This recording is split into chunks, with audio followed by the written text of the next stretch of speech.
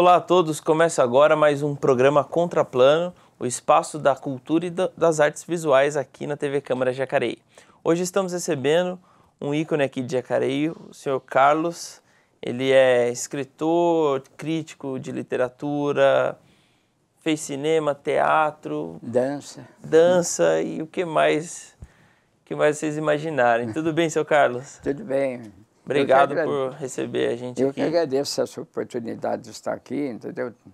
Tentando revelar um pouco daquele que pode ser o pensamento, o ideal de algum grupo artístico que existe na cidade, né? E tudo bem, estou preparado para essa caminhada, né? Legal, seu Carlos. Conta pra gente como que o senhor iniciou o interesse pelas artes no geral.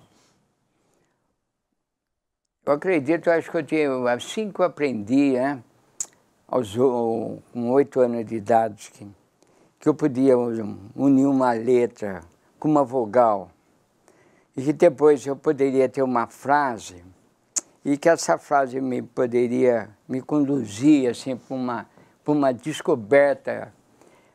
Eu comecei a ler muito. Com 8 anos de idade, eu percorria tudo que era biblioteca, tudo que era sebo, pegava livro, lia muito. Eu acho que é infindável a quantidade de livros que eu li. Já desde os 8 anos de idade? Desde os 8 anos de idade. Eu comecei assim com livros assim, que eram chamados assim, livros de bolso, que era editado pela Lei de Ouro, né? Eram alguns livros assim que, por exemplo, Charles Scott, Wingler Roy, Arsène Lupin, Hilary Quinn, e alguns escritores assim. Mas depois comecei a ver que tudo aquilo talvez não preenchesse aquela necessidade interior de conhecimento. Eu queria saber mais, então perguntei, eu acho que através das palavras eu posso ter conhecimento o que é a existência. Aí eu comecei a deixar de me dedicar a esse tipo de literatura. E comecei a pegar obras assim que eram talvez mais essenciais ao conhecimento do próprio ser humano, né?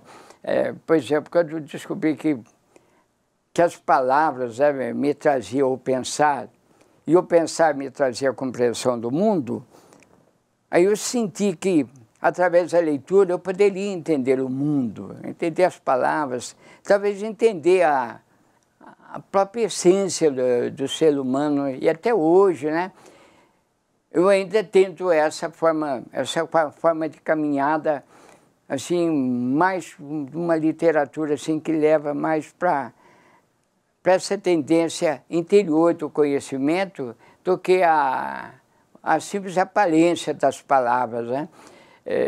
Eu acho que toda forma de literatura assim, ela tende a transformar o indivíduo, né? Na realidade, eu não teço críticas assim a quem gosta, né, de outros tipos de literatura, né? Hoje muito em voga, né? Uma literatura às vezes mais comercial, outras literaturas assim que tem uma tendência de pesquisa interior mesmo, né? Uhum. E o senhor se interessa por diversos tipos de segmento, não tem um específico? Na realidade, uma vez me caiu um livro na mão, foi um dos primeiros livros assim, que me levou a essa tentativa de introspecção, que era o Crime e Castigo, né? Otto Maria Carpo já falava, né, que na obra de Dostoiévski existia aquilo que era o policial, aquilo que era a aventura, mas existia assim a radiografia da alma humana. E aí, a partir disso, eu me lancei, eu posso citar diversos autores, né? Como o Marcel Proust, né, que escreveu Em Busca do Tempo Perdido, que era uma coleção de 7 volumes, né? em que você via que a tendência da literatura assim era não apenas ser descritiva da maneira como ele fazia, mas buscar aquilo que existia de lógica dentro do existencial, dentro da filosofia, dentro da psicologia. E aí, quando fugi dele, aí eu comecei a ler algumas obras de Stendhal, né? O Vermelho e o Negro, Catiuxa de Palma, e fui me lançando cada vez mais, me jogando para dentro também da literatura brasileira, que eu acho que a literatura brasileira é muito rica, principalmente quando surgiu a Semana da Arte Moderna de 22, né, que tivemos Mário de Andrade, né, Oswaldo de Andrade, e também na pintura, né, que tinha a Tarsila do Amaral. Eu comecei assim, a ver assim, que a literatura ela passava por um processo revolucionário, né? Já não era, ainda não tinha uma característica regionalista, ela tinha uma característica assim, mais transformadora da palavra do que um contexto assim que pudesse ser de reavaliação da palavra. Então, eu comecei a acompanhar, né, por exemplo, as peças do Oswaldo de Andrade, O Rei da Vela, que também foi marcante no movimento modernista.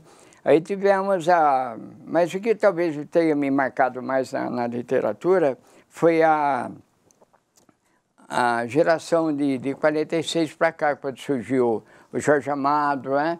Érico Veríssimo, Lúcio Cardoso, e alguns outros escritores assim que lhe davam uma característica, uma formação nova, né? Até mesmo regionalista, porque aí surgia o Zé Lins do Rego também, e diversos escritores assim que eles tinham um compromisso não só apenas social, mas revelar também o aspecto assim que seria o cultural, as tradições, as raízes, né? Por exemplo, você toca pela segunda vez, ele falou que talvez a pessoa ler o Ciclo da Cana-de-Açúcar, né, do José Lins do Rego, seria muito mais importante, talvez, do que ler, talvez, a obra de Gilberto Freire, né, Casa Grande de Senzala, porque se podia perceber ali os personagens assim, com vida, com sangue, entendeu? Vivendo uma coisa mais real, uma realidade assim que se aprendia mais pelo romance, talvez, do que pelo aspecto sociológico da palavra, entendeu? Uhum. E o senhor acha que esse contato com a literatura é essencial para o crescimento das pessoas? Eu acho muito essencial. Por exemplo, hoje nós vivemos uma realidade meio assim, cheia de contraste, né? Uma violência assim, que ela se estica, né, para todos os campos da arte, né? Não só no cinema, como, né, na literatura. A gente vê, né, que a gente entrando num shopping, a gente não vai encontrar uma obra assim que eu poderia dizer de qualidade. Eu acho que grandes livros hoje em dia são encontrados em sebos. Eu não sei, acho que não existe talvez uma política assim, que possa incentivar a republicação de alguns livros que são básicos na literatura. Por exemplo, eu tenho um escritor, Adonias Filho, que ele escreveu diversos livros, né? Por exemplo, O Corpo Vivo, Memórias de Lázaro, Os Servos da Morte, O Forte, né? Até tem um episódio interessante, né? Que eu poderia até contar, né? Para fazer assim, como funciona na realidade a crítica, né? Quando o Carlos Heitor Coni lançou o livro dele chamado O Ventre, o que aconteceu? Aconteceu que Adonias Filho também era um crítico literário profundo mesmo. Aí ele achou que existia uma tendência assim, muito existencialista dentro da obra O Ventre. Então ele fez uma crítica meio pesada. Aí o Carlos Heitor Coni, quando viu aquilo, falou assim, eu quero saber quem quer ser tal de Adonias Filho, né? Porque todas as pessoas falaram bem da minha obra e ele veio e viu coisas assim que eu não gostei. Então eu quero pegar um livro dele e quero dar o mesmo troco, né? E aí, um dia o Carlos Heitor Coni passando assim numa livraria, vi um livro, né, o Memórias de Lázaro, falou assim, agora eu vou aproveitar essa oportunidade, né, para fazer essa crítica, né? Aí quando ele leu, ele ficou impressionado. Ele falou assim, como posso falar mal de um livro que é a perfeição da forma, entendeu? A maneira como o escritor utilizou a linguagem, né? Trazendo a própria tragédia grega para dentro do sertão, porque ali as personagens, elas caminham, entendeu? Num mundo escuro, entendeu? A zona cacaueira da Bahia. Então a gente vai ver que é um universo assim em que as pessoas quase que criadas como se fossem animais, bestas, entendeu? Com um raciocínio assim, voltado para a própria sobrevivência, para a loucura, entendeu? Tudo aquilo que existia no universo de Dostoiévski, o Adonias Filho trazia para dentro da obra dele. Então ele chegou e falou, eu não posso falar mal de um livro que é perfeito. Acabou mudando de opinião. Acabou mudando de opinião. Aí a gente vê, né? Eu acho que é muito importante quando a gente vai fazer uma crítica, né?